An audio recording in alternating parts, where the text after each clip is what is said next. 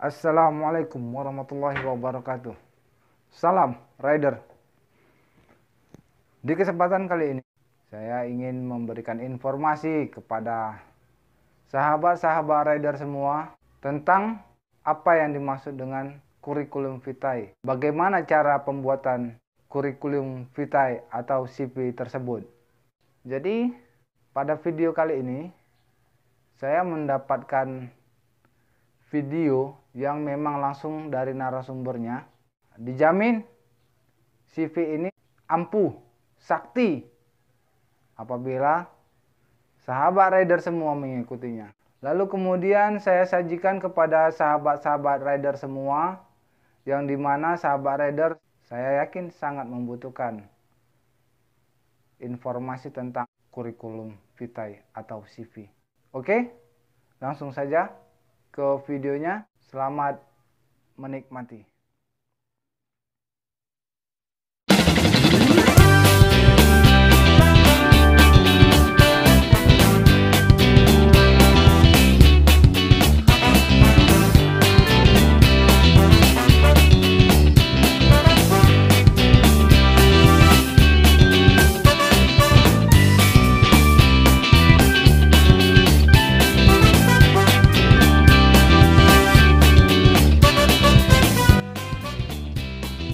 Selamat sore semuanya.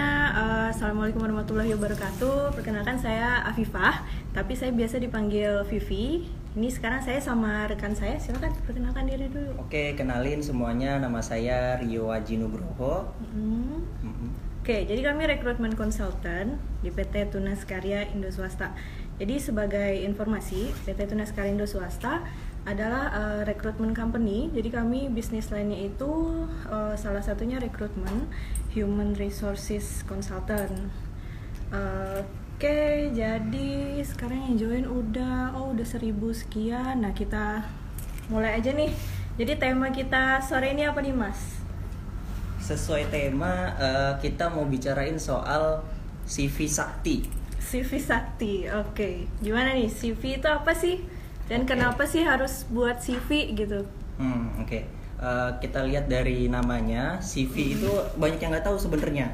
Jadi ketika kami bilang silakan kirimkan CV kalian, CV teman-teman ke PT Tunas Karya Indo Swasta, tuh banyak yang nanya, CV itu apa, Pak? CV itu apa, Bu? Gitu kan. Jadi CV itu kepanjangannya dari kurikulum vitae atau daftar riwayat hidup. Jadi itu isinya tentang perjalanan karir atau kronologis kehidupan dari teman-teman semua gitu. Terus terkait apa tadi pertanyaannya, kenapa mesti buat CV? Kenapa harus buat CV? Oke.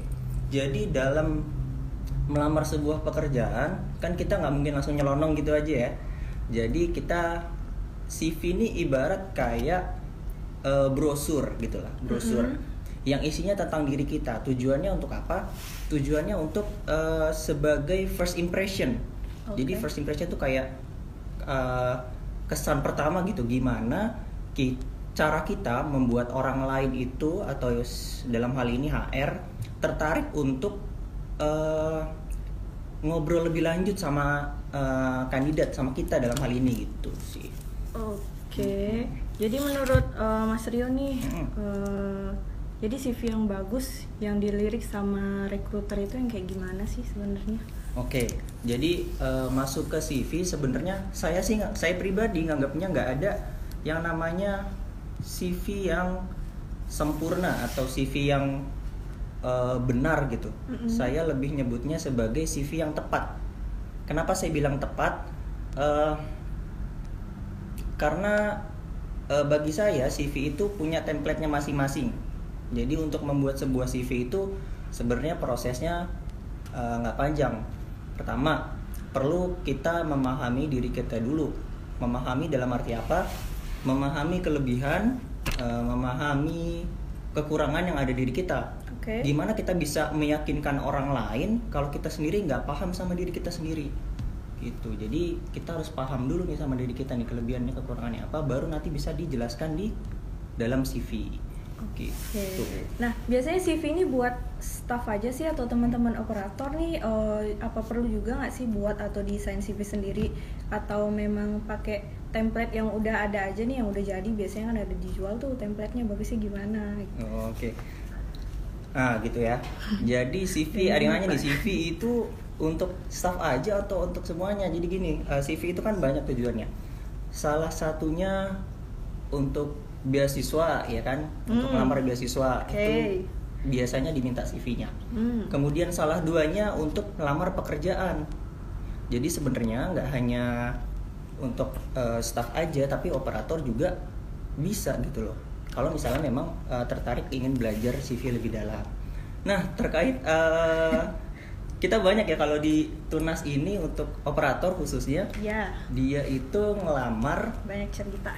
Iya, dia itu ngelamar ada template-nya. Biasanya template-nya sama. Yes. Nih ya. Warna biru. Template-nya biasanya beli di tukang fotokopi 2000-an, ya kan? Iya. Warnanya biru, formatnya sama semua. Boleh nggak sebenarnya kayak gitu? Ya boleh aja, sah-sah aja gitu loh. Sebenarnya nggak masalah. Tinggal lebih baik lagi kalau memang ibarat kita mau PDKT nih, PDKT ya kan, kita harus nyiapin segalanya dulu. Kita paham diri kita paham harus ngapain aja, isinya segala macem. Jadi ibarat kata lagi PDKT, ketika kita mau PDKT, mau nembak, itu kita sudah punya bahan yang siap gitu, biar dia yakin terima kita gitu. Gitu ya. Jadi ke kok PDKT? Sorry. Kenapa? Oke. Nah, lanjut silakan, apalagi yang kira-kira CV ideal itu yang kayak gimana gitu. Oke, dan pertama tadi kita udah bahas soal pahami dulu diri kita ya, terkait kelebihan dan kekurangan kita. Banyak cara sebenarnya bisa refleksi diri dan lain sebagainya. Itu soal waktu aja sih, pembelajaran CV itu. Kemudian saya bahas tentang CV yang tepat. Itu maksudnya kita melamar sesuai dengan posisi yang kita apply gitu. Jadi biar lebih tepat sasaran. Jadi misalnya nih, ada lowongan accounting, ya kan? Accounting bisa bahasa Inggris.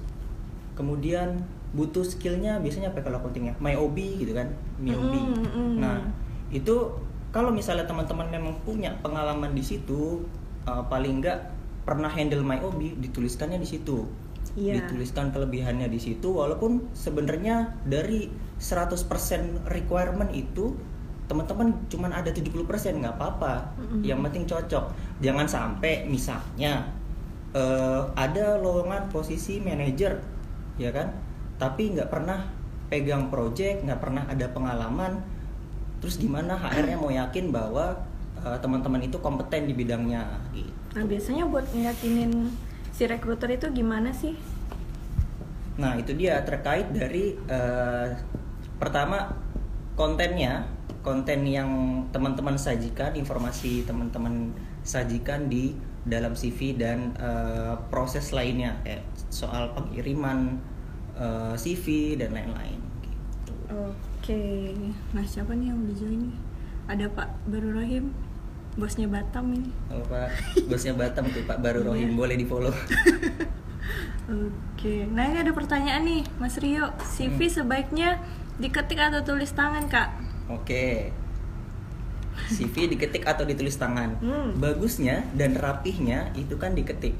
Kalau tulis tangan kesannya nggak profesional dan terlihat lebih menarik nggak sih kalau misalnya diketik?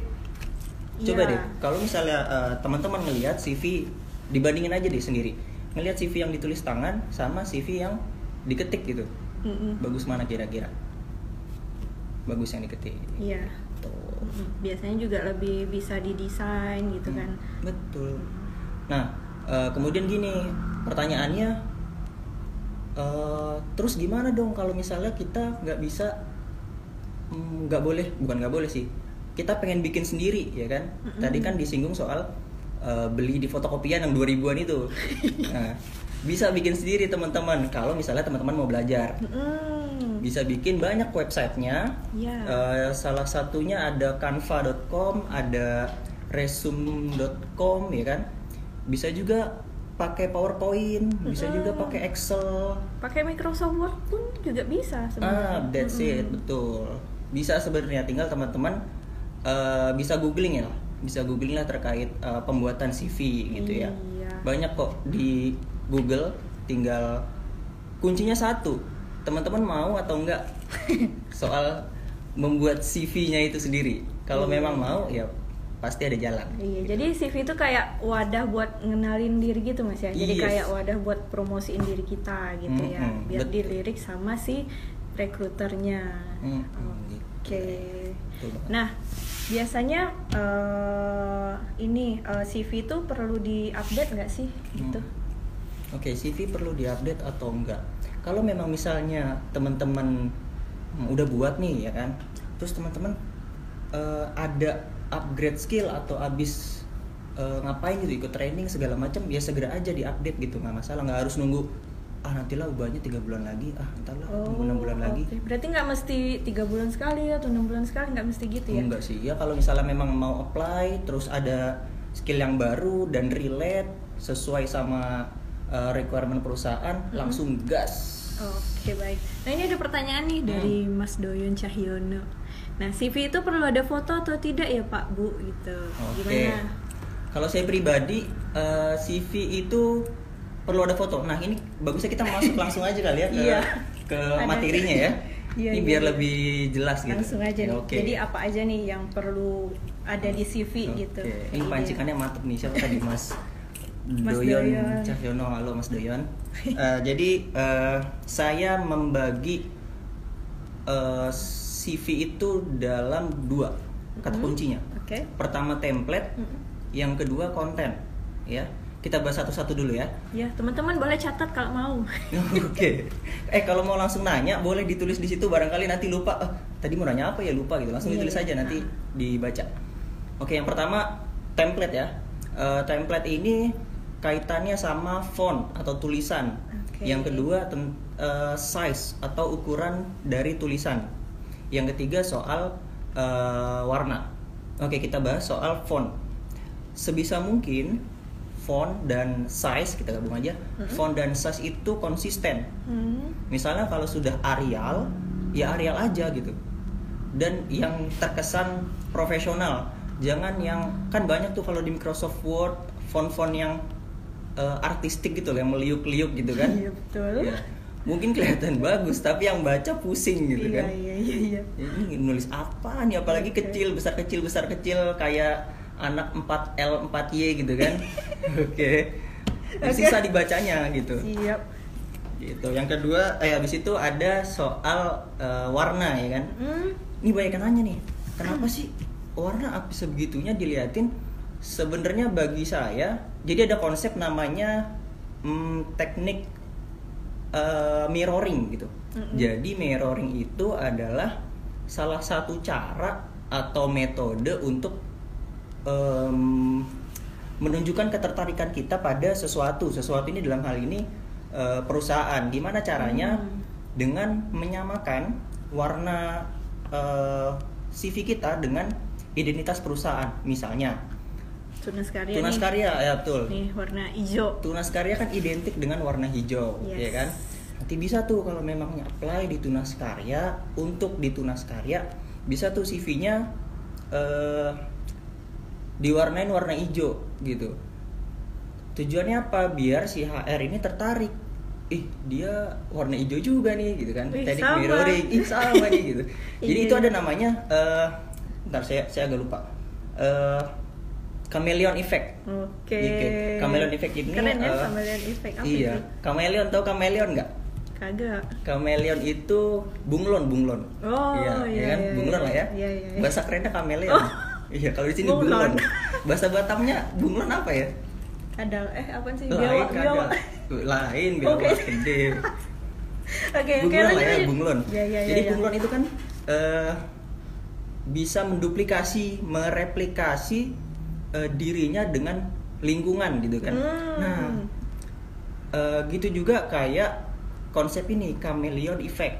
Oke. Jadi tujuannya biar si perusahaan itu tertarik dengan CV kita gitu loh, karena merasa relate oh kita punya value yang sama gitu, punya identitas yang sama gitu.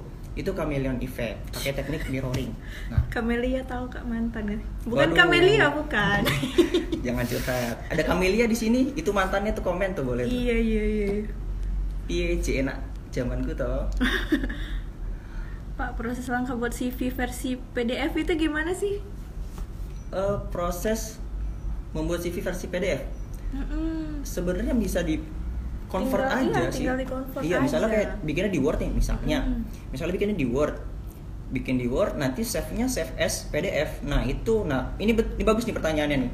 Nanti kenapa PDF? Karena itu nggak bisa diubah-ubah oleh orang. Betul. Dan bentuknya itu lebih rapi dibanding Microsoft Word. Karena kenapa? Ketika misalnya teman bikin di Microsoft Word itu 2007. Terus ya akhirnya Microsoft 2010 atau 2000 berapa? Jadi dempet-dempet tulisannya. Iya nggak sih? betul, dempet-dempet atau berubah format. Kalau Iya, dibikin betul. PDF itu enggak, Iya, jadi dia lebih udah- rapih gitu. dan formatnya memang di tampilan komputer manapun ya tetap sama gitu. Dan nggak bisa diubah karena itu kan CV juga courtesy Anda gitu loh, Yes. properti Anda. Nah, ini ada pertanyaan juga nih dari Pak Baru Rohim. Nah, kaitannya dengan IT bisa nggak ya kalau CV ditaruh WordPress misalnya gitu? Mungkin kayak ditaruh di blog gitu kali ya? Kayak Bisa, blog sendiri. Bisa ya harusnya. bisa banget, bisa banget kok. Itu misalnya tinggal dikirim aja linknya, dikirim aja. Betul. Banyak juga kok kayak misalnya CV itu ditaruh di LinkedIn. Jadi teman-teman ada yang punya akun LinkedIn nggak? LinkedIn itu kayak media sosial untuk para profesional lah saya bilangnya. Profesional yang pencari kerjaan. Itu di situ juga banyak kok yang naruh CV di profil mereka. Jadi ketika mereka mengunjungi profil si kandidat itu bisa dilihat langsung kalau ditaruh di situ. Oke, ini ada yang nanya nih, Mas Doyon ini. Ada lowongan operator nggak? Ada nggak Mas? Wih, ini mantap nih. Iya. Kalian promosi ya. Ayo sekalian, ayo. Ini buat teman-teman semua nih yang lagi nonton juga, untuk info lowongan bisa cek di akun Instagram Tunas Iya, di sini. Instagram Tunas Karya Kepoin Swasta. aja. Di Facebook juga ada. Yes. Di LinkedIn juga biasanya kita pasang iklan Gitu. gitu. Nah, Nah, itu. apa? Biasanya memang kami posting kok di Instagram, terus nanti connect-nya ke Facebook juga. Oke, nah ini ada yang nanya lagi nih, bedanya CV sama resume apa Kak? Oke, jadi kalau CV itu dia bersifat kronologis tentang karir kita, lengkap dengan misalnya education, achievement dan lain sebagainya, dan itu lebih lengkap. Kalau resume itu lebih spesifik tentang karir profesional kita. Itu jadi dia lebih spesifik sebenarnya pembahasannya. Gitu sih. Cuman kalau di Indonesia lebih familiar CV sih. Iya CV, tapi Lebih familiar ya. kalau di Indonesia pun kayaknya CV sama resume itu kurang lebih sama sih. Kalau di Indonesia Stigmanya sama. Iya. Padahal sebenarnya berbeda. Mungkin ada di negara tertentu yang memang CV dan resume itu berbeda gitu. Tapi biasanya kalau di Indonesia ya sama sih kurang lebih gitu. Oke, tadi sudah ya tentang dua konsep tadi, template dan konten. Template tadi saya ulang, ada font, ada size, ada warna. Oke, langsung kita masuk ke konten nih. Ya kontennya. Konten. Ini Kontennya banyak apa banget aja tadi nih? masuk ke pertanyaannya Mas Doin juga. Konten itu kan ada macam-macam kan, isi dari CV ya kan. Kita bahas satu-satu. Soal nama, tulis nama teman-teman sesuai sama KTP. Jangan nama email Facebook. Nah, jangan. Biasanya nama email Facebooknya macem-macem kan. Misalnya Rio selalu semangat gitu ya. Jangan.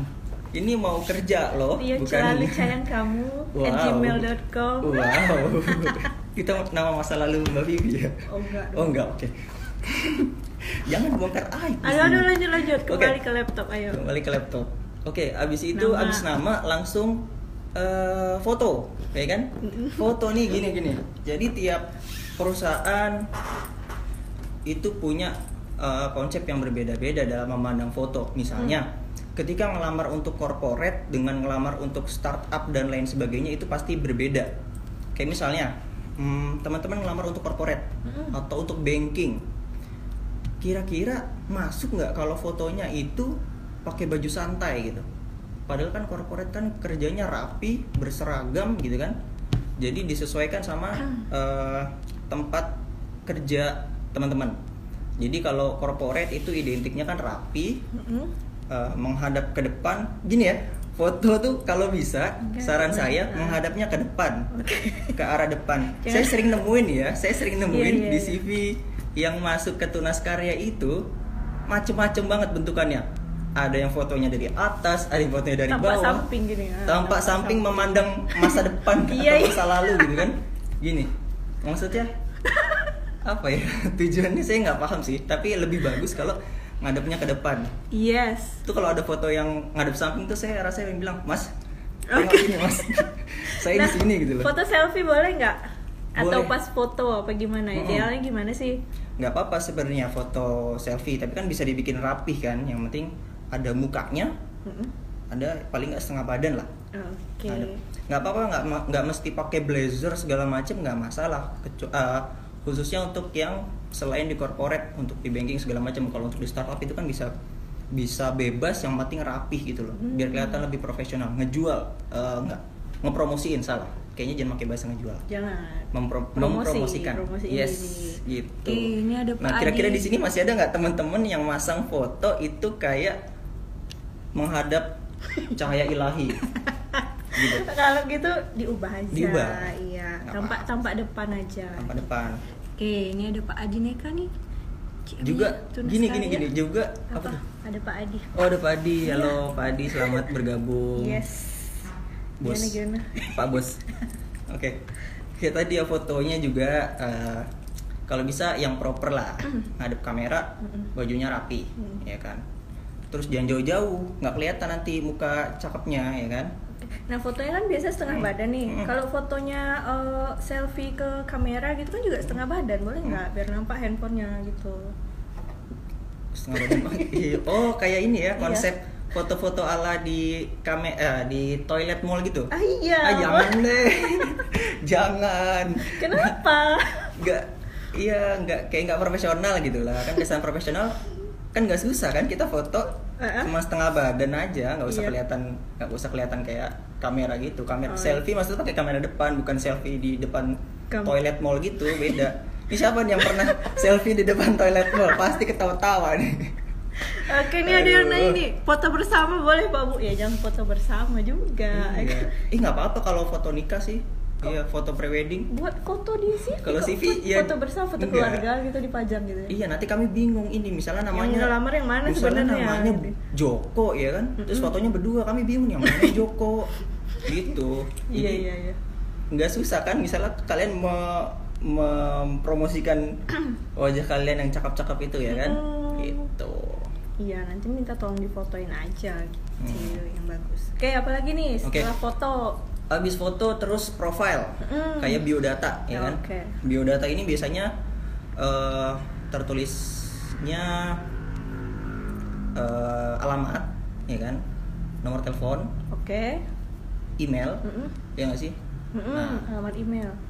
Nah, untuk alamat alamatnya alamat apa nih? Alamat rumah yang lengkap gitu ya? Alamat domisili. Sebenarnya nggak mesti lengkap pun nggak apa-apa. Kalau misalnya nih teman-teman agak insecure atau ragu gitu kan, kayaknya saya nggak pengen deh naro alamat lengkap, ngapain juga naro alamat lengkap gitu kan. Sebenarnya alamat ini tujuannya untuk memudahkan HR juga. Kayak misalnya nih, lokasi kerjanya kita nggak usah bicara Batam nih kayaknya nggak terlalu luas. Kayak misalnya domisili teman-teman di Jakarta, ya kan? Perusahaannya ini lokasinya ada di Jakarta. Nah, itu kemungkinan besar kemungkinan dipanggilnya itu lebih besar karena lebih dekat. Prosesnya bisa lebih gampang dibanding teman-teman lokasinya ada di Papua misalnya, ya kan? Nah, itu belum tentu juga perusahaan mau ngambil karyawan dari luar gitu. Jadi nggak apa-apa ditulis domisilinya nggak lengkap aja, nggak apa-apa. Yang penting kayak misalnya nih, Rio domisilinya di Batam, cukup gitu aja nggak apa-apa. Yang penting HR tahu, oh ini kandidatnya ada di sini, oh ini kandidatnya ada di sini gitu. Nah ini ada Bu Stefani nih, Bu Aling. Halo Bu Aling, selamat bergabung. Iya. Ini bos Tunas 3. Banyak bos dari Tunas 3. Banyak. Iya, banyak yang join juga. Atlet Jadi bulu semangat. tangkis nih, atlet bulu tangkis. Isinya orang-orang berprestasi ya. Betul. Kita lanjut. Oke, habis alamat. Terus alamat, terus email. Kalau bisa email yang dicantumin kayak bahasan saya tadi. Yang jangan yang alay atau jangan yang aneh-aneh namanya, misalnya Yang proper lagi. yes, Rio Cabi kan. Jangan enggak ya. Terus jangan Rio Cabi, enggak, jangan. Yang nama kalian aja gitu loh. Nama kalian aja yang di KTP gitu kan. Jangan yang aneh-aneh gitu lah. Kalau ditambahin angka juga nggak masalah kan, biasanya saran atau rekomendasi dari email kan ada angka-angkanya gitu kan. Pokoknya yang proper lah ya. Gitu. Itu yang profesional. Oke, habis email apa lagi nih? Tempat tanggal lahir perlu nggak? Tempat tanggal lahir perlu, bagi saya perlu, karena kadang apalagi kami ya kan, kami bergerak di bidang jasa, kami nyari lowongan itu sesuai dengan kebutuhan dari klien. Betul. Ya kan? Misalnya klien nih minta yang kalau bisa umurnya jangan yang sekian dong. Nah, itu memudahkan kami banget nih buat sortir nih kalau misalnya sudah ditulis tempat tanggal lahirnya. Iya, Buat jadi kadang-kadang teman-teman nggak mau nih nyantumin, paling nggak tahunnya juga nggak apa. Nanti kan bisa di cross check lagi ketika sudah masuk ke tahap berikutnya. oke. Nah, itu kan di profil. Terus apalagi nih yang harus ada di profile CV? Oke, lanjut selain biodata itu ada about me atau summary gitu ya. Untuk fresh graduate biasanya ini perlu banget buat mempromosikan kelebihan dan kekurangan dari teman-teman. Yes. Misalnya nih teman-teman ini lebihnya di mana sih? Misalnya saya bagus nih di kerjasama, saya bagus nih di kepemimpinan dari track record yang ada. Misalnya saya pernah mimpin sebuah organisasi, saya pernah jadi ketua, saya pernah nge-lead dan sebagainya macam. Itu sebenarnya bagus banget buat teman-teman fresh graduate, khususnya buat mempromosikan diri bahwa nih saya ada kompeten di bidang ini gitu loh, ada kelebihan di bidang ini gitu loh. Oke, nah itu dijelasin di summary gitu ya. Yes, betul, di summary kelebihannya. Gitu. Abis itu masuk ke education lah, kita bahas education lah ya, pendidikan. Oke, next education ya, tadi profil udah.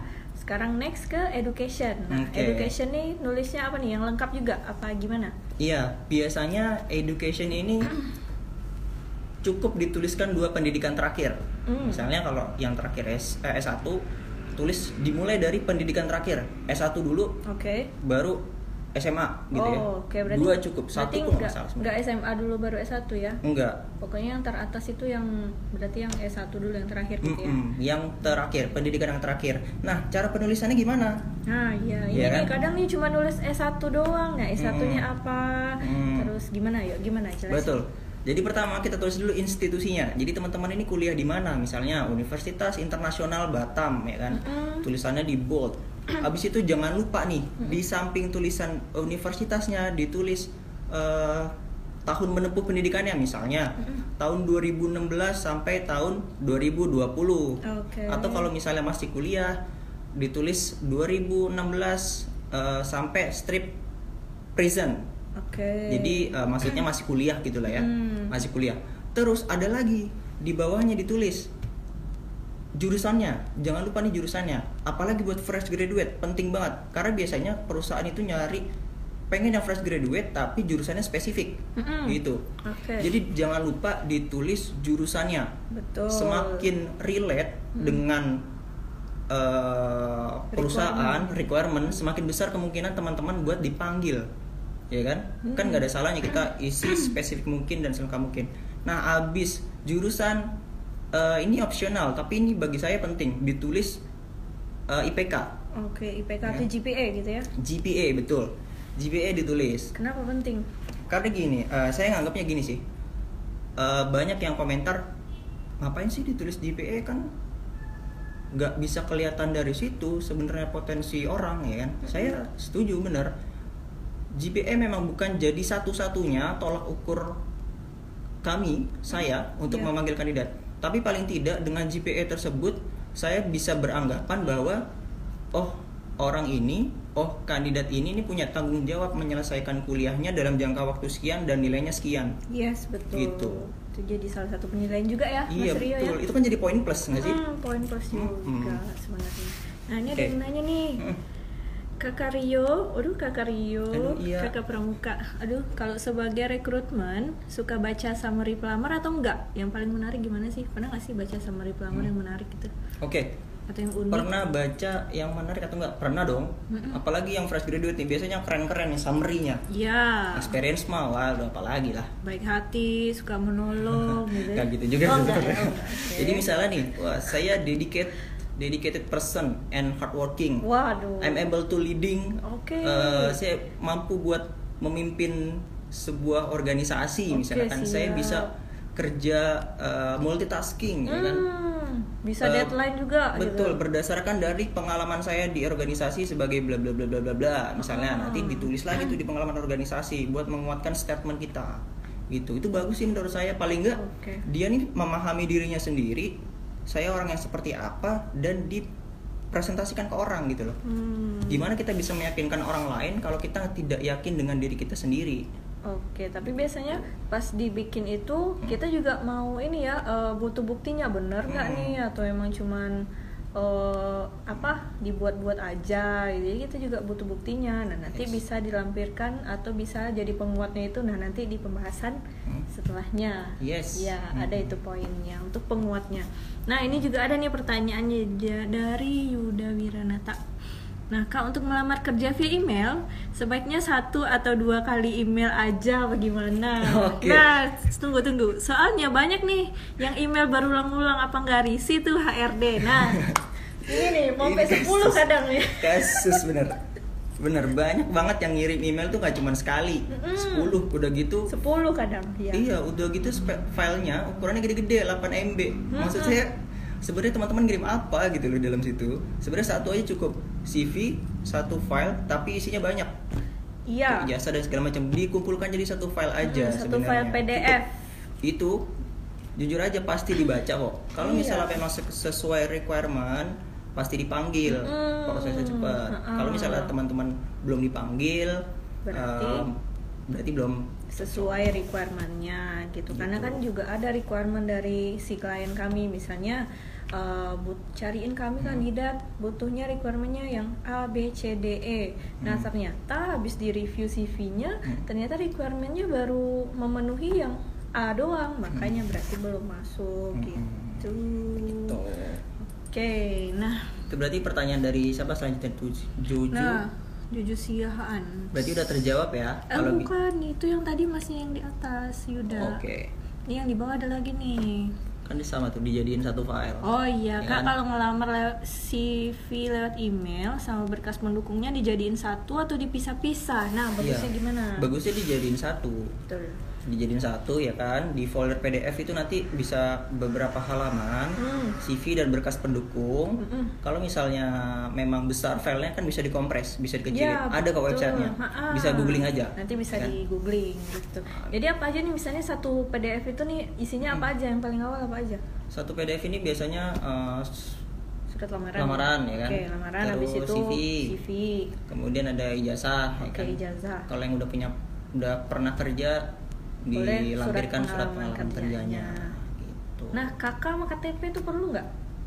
Bagi saya Akte juga. Oke, bagi saya itu untuk support dokumen terakhir aja. Yang penting kan kalau awal itu biasanya kami mau konfirmasi aja nih, bener nggak nih dia pernah kerja di sini, bener nggak nih jasanya nih. Cukup di situ sih sebenarnya untuk di awalnya. Iya, karena kan Gitu. itu juga dokumen Anda gitu. Jadi nanti aja biasanya pas udah selesai ini administrasi Nah, kalau udah selesai lolos proses, nih, jadi udah proses seleksinya udah selesai, biasanya baru kami mintain dokumen itunya, personal file Anda. Oke. Terus kita lanjut ke work experience lah ya. Pengalaman Tuh, kerja. Berarti tadi education udah ya, yang Education pertama udah. personal file. Yes. Apaan sih kok personal file? Biodata. Personal info. Personal information. Yang kedua itu education. Education udah, jadi Anda tulis yang Yang lengkap. kedua about me dulu. About me baru education. Oh iya, about me, yang summary tadi, yang Yes. summary habis itu baru education. Nah, Education. Apa tuh? Pak Rohim nih, kakak makasih banget ilmunya, semoga bermanfaat. Salam buat kakak ya. Terima kasih Pak Rohim.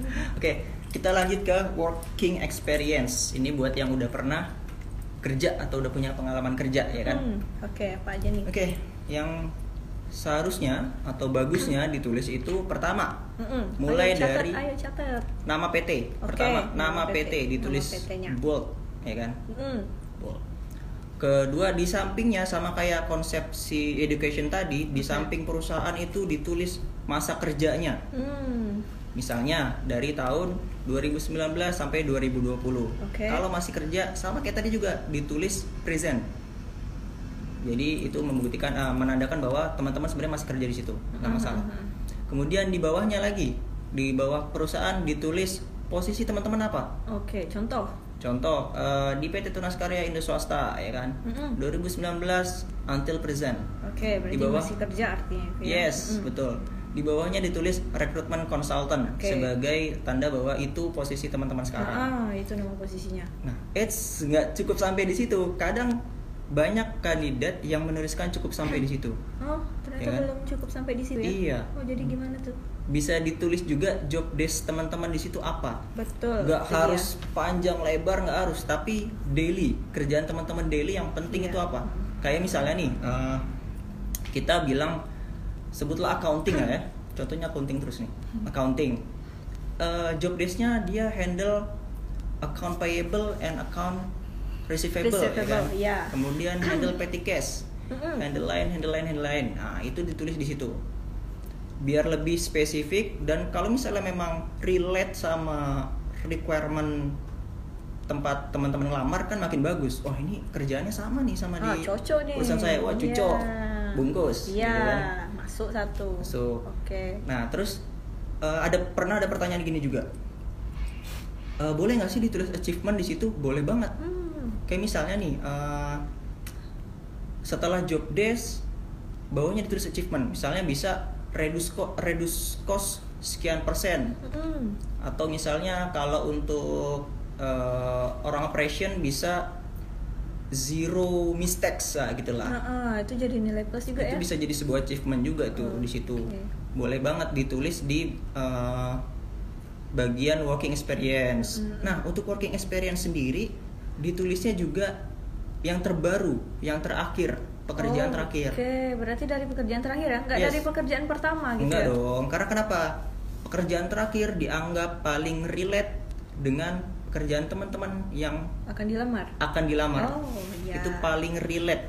Iya, Jadi iya, setelah iya. working experience yang terakhir atau yang sekarang baru di breakdown ke pengalaman sebelumnya. Sebelumnya sampai yang Iya, pertama kali betul, pengalaman yang kerjaan relate gitu lah. ya. Nah, kira-kira ada pertanyaan nggak terkait working experience? Nah, untuk job desk-nya tadi nih, berarti yang ditulis itu kayak cuma poin-poinnya aja ya? Nggak yang mesti panjang lebar gitu ya? Kayak poin-poinnya dan yang relate sama dengan yang akan Anda lamar gitu ya? Oke, ini coba saya tengok ya pertanyaannya.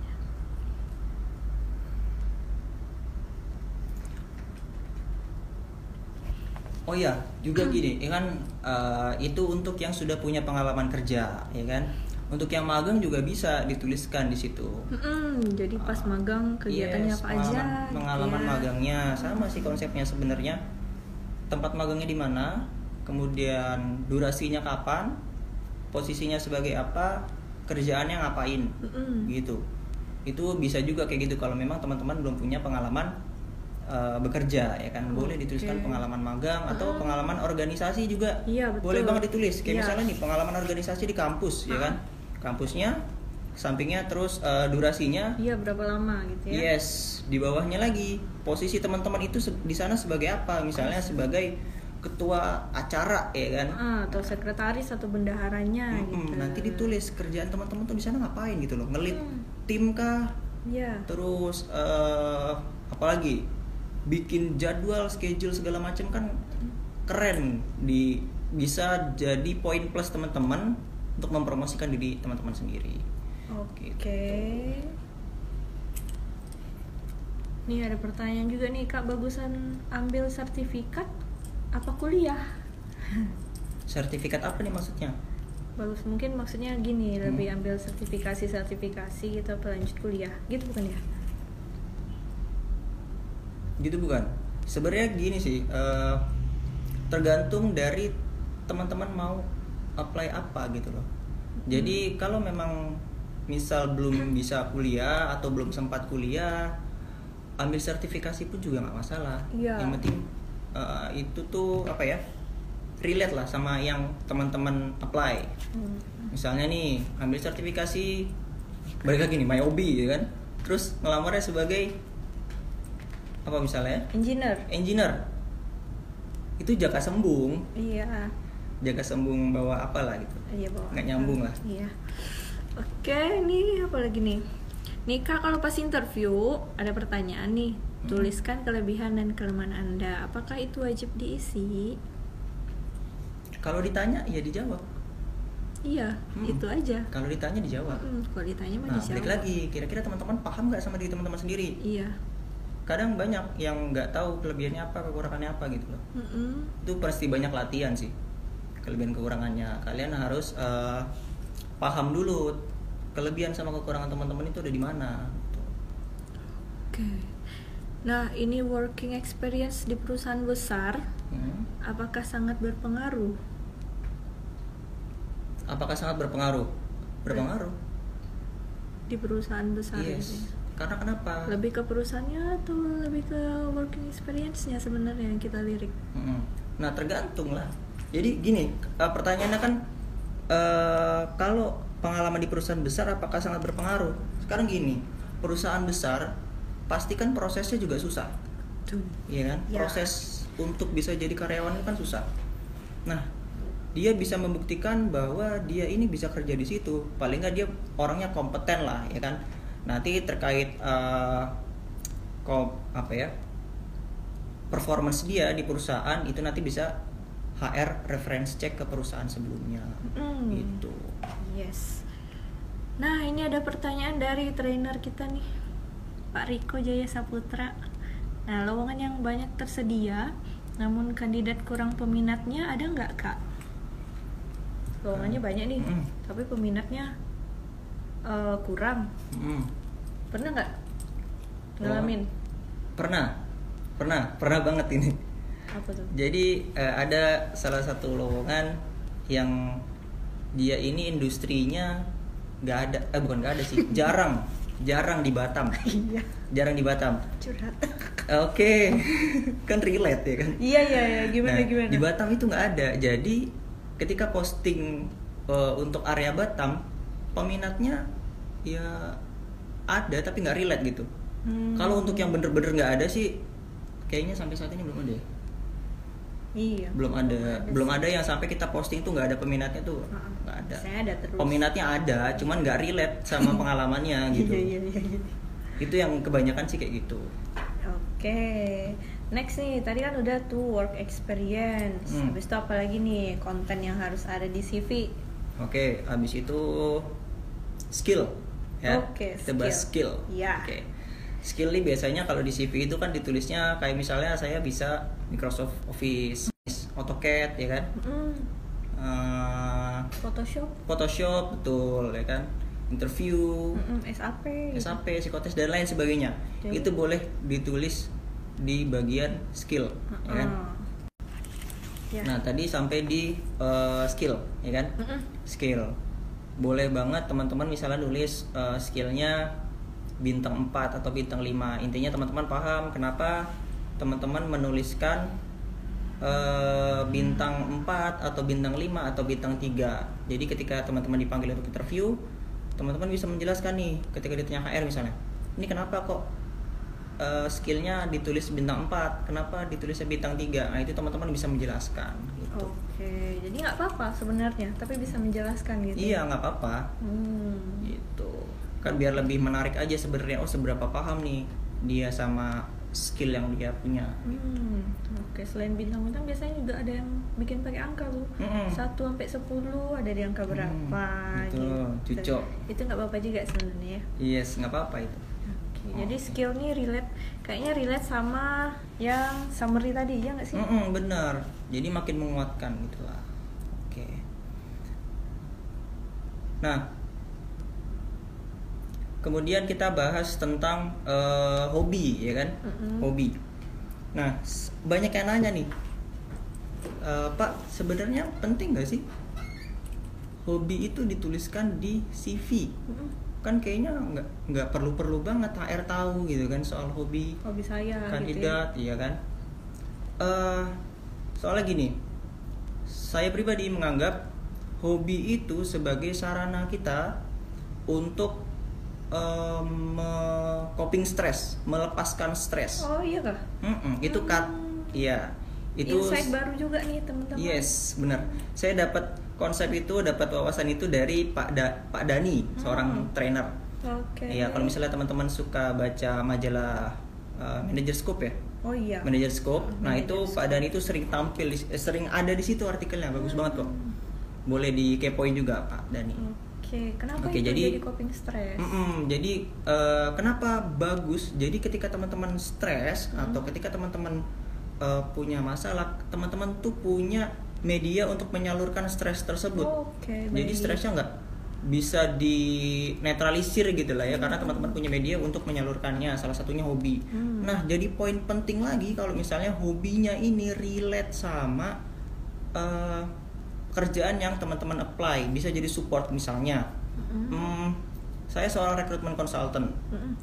Hobi saya adalah membaca artikel terkait dengan psikologi industri dan organisasi, atau hobi saya misalnya apalah yang berhubungan dengan posisi yang saya apply gitu loh.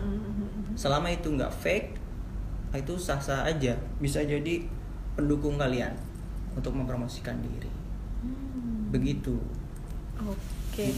Nah, apalagi nih setelah hobi? Setelah hobi, saya rasa sih udah di situ sih. Kalau untuk pengalaman organisasi tadi bisa ditulis di yang working experience juga, di experience juga, itu nggak apa-apa sebenarnya. Kalau misalnya teman-teman belum punya pengalaman bekerja, kan bisa dibuat pengalaman magang atau pengalaman organisasi, itu nggak masalah. Gitu. Oke, ini Pak Denny keren. Terima kasih Tunas Karya. Sekarang saya udah kerja. Wah, testimoni. Oke, thank you. Alhamdulillah. Ini salah satu kandidat yang udah bekerja melalui Tunas. Yes. Oke, lanjut. Jadi gini sebenarnya, prinsip dari CV atau pembuatan CV itu ada 3. Saya mengkategorikannya sebagai 3. Yang pertama adalah lengkap, ya kan? Lengkap. Kedua hemat. Yang terakhir itu jujur, ya kan? Lengkap maksudnya apa? Lengkap artinya berisi informasi yang benar-benar tentang diri kandidat, atau informasi yang dibutuhkan oleh perusahaan untuk melamar, untuk meng-hire teman-teman gitu. Jadi informatif, lengkap. Yang kedua hemat. Hemat ini maksudnya apa? Tidak bertele-tele. Tidak membahas hal-hal yang sebenarnya nggak perlu dituliskan di CV gitu. Intinya ringkas tapi ngena gitu loh, ya kan? Yang ketiga jujur. Jujur ya, tahulah teman-teman sendiri, tidak faking good. Jadi ketika misalnya nih CV teman-teman udah oke, relate banget sama requirement perusahaan, ya kan? Kemudian teman-teman dipanggil untuk interview. Nah, teman-teman tuh bisa menjelaskan setiap detail dari CV-nya, bisa dipertanggungjawabkan. Gitu. Oke. Nah, ini ada pertanyaan nih. Jadi menurut Mas Rio, CV yang ideal itu berapa lembar sih? Nah, Perlu sampai kayak esai 20 lembar gitu nggak? oke. Atau cuma cukup selembar aja? Bagaimana? Nah, Oke. Saya nggak ada bahas soal standarisasi CV itu harus berapa lembar sih, enggak sih. Saya nggak kesana. Karena kenapa? Kalau memang misalnya teman-teman apalagi yang experience nih, kan nggak mungkin kalau pengalamannya banyak terus di-press jadi 1 halaman. iya. Kan nanti takutnya tidak informatif gitu loh. Tidak kesesuaian diri teman-teman itu nggak tersampaikan ke HR. Jadi saya pribadi tidak nggak ada patokan sih berapa halaman. Intinya kita balik lagi ke prinsipnya tadi. Ada 3 itu, lengkap, hemat, dan jujur.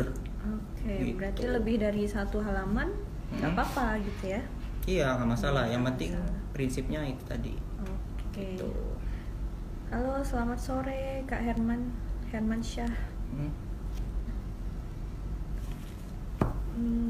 Oh, ini ada yang testimoni lagi nih. Siapa tuh? Syukur alhamdulillah, terima kasih Tunas Karya, berkat loker dari Tunas Karya bisa kerja selama 3 tahun di perusahaan Jepang. Wah, alhamdulillah. Oke, Dulu yang alhamdulillah. pengawas tes kalau nggak salah Pak Andre sama Pak Denny Tunas Batam. Oke, alhamdulillah. Oke, alhamdulillah. Ya. Mm-mm. Terus apa lagi nih? Lagi nih teman-teman, ada lagi Ada nggak yang mau nanya nggak kira-kira terkait ditanyain? CV? Ya, jangan teman-teman nih pada ini nih, lagi pada desain CV-nya nih sekarang nih. Langsung praktek ya, langsung bagus. praktek, Bener. iya. Heeh. Lagi pada Bener. desain CV. Ilmu yang bagus itu ilmu yang langsung dipraktekkan. Iya, betul. Mantap jiwa kan? Iya. Jadi Lebih nanti kepikir ya. kita tunggu nih updatean dari teman-teman. Ya, ini CV-nya. setelah kami live apakah ada perubahan atau tidak kan gitu. Iya, CV-nya masih yang template fotokopian atau nanti udah berubah nih, desainnya udah oke. Template fotokopian. Jadi nggak sabar nunggu ya. Oke. Ada lagi nggak nih teman-teman, ada yang mau ditanyain nggak? Ini banyak reader terpesona ya sama Mbak Vivi ya. Sama Mas Rio. Ulala, kan aku setengah badan. Itu ada ini nih Mbak. Apa? Udah ada lagi ya? Oke, ini ada pertanyaan juga nih. Mm-mm. Kok itu belum jalan ya? Mana? Ini ada pertanyaan. Butuh poor connection. Udah sore nih, udah mau maghrib. Sinyalnya dikurung, nggak boleh keluar. Tunggu siapa? Dikurung sama punya sinyal. Oh. 1156. Udah belum?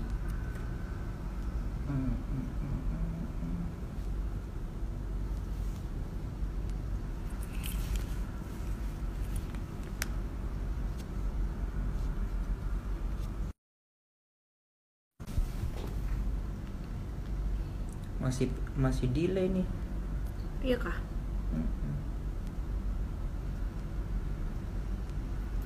Mungkin dari Pak Yuda Wira.